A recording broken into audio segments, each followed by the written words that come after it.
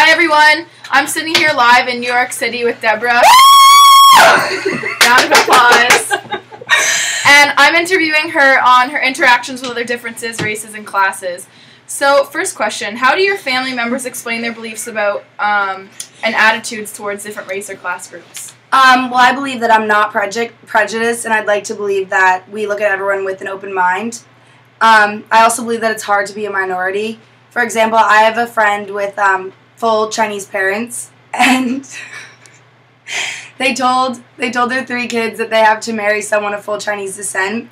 So my friend ended up marrying a white man, and her sister married a black man, and her brother ended up marrying a white woman. But the parents were not mad because now the family's much more educated on different races, and their holiday gatherings are very lively and fun. Okay. How have your family members' attitudes about different groups changed over time? How do they explain these changes? I believe that age comes with wisdom, and I've gone to different countries and seen different people and have made many different friends. And I believe that I've become more educated about different classes, races, and religions, professions, and ethnicities. And also with age comes wisdom and tolerance. Were the changes in your family members' attitudes a result of significant historical events, or did they change as a result of slow process of learning new ideas?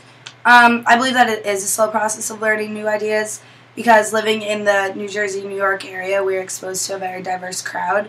Like living 20 minutes outside of the diverse city of New York, we are able to make different friends while keeping an open mind. Okay, thank you.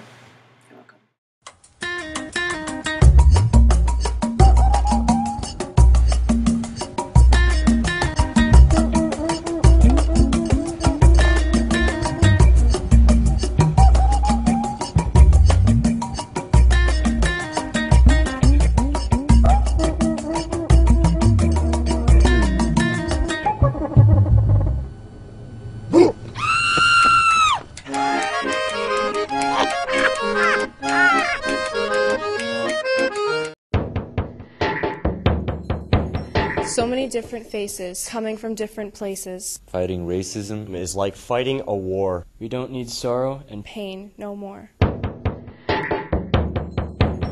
Racism cuts through your heart like a bullet and sword. What is the world headed towards? All this hate needs to come to a stop. Let us all put our hands in one spot. Uniting together because we are all we've got.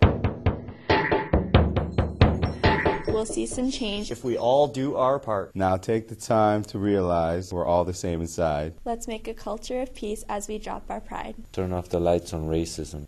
And let's make our mark. Because we are all the same color. When we're in the dark. Turn off the lights on racism.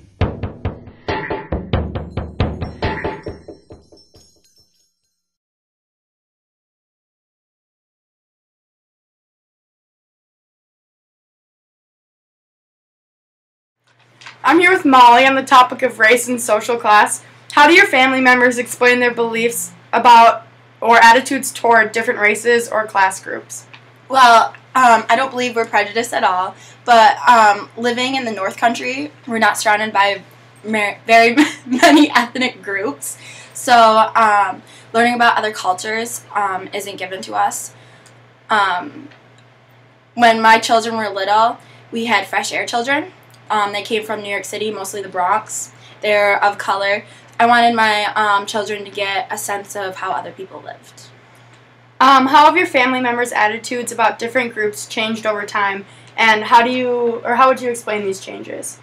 I'd say it hasn't changed a lot, because even when I grew up, we weren't exposed to much culture, so it's kind of not known to us around here as people would know in the cities.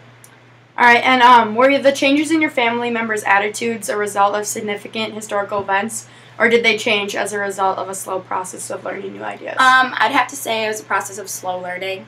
We kind of have to bring it into where we live. Bringing in these fresh air children helped us, and we also had a foreign exchange student from Sweden. So opening our home and our hearts to other people helped us learn how they lived. Thank you. No problem.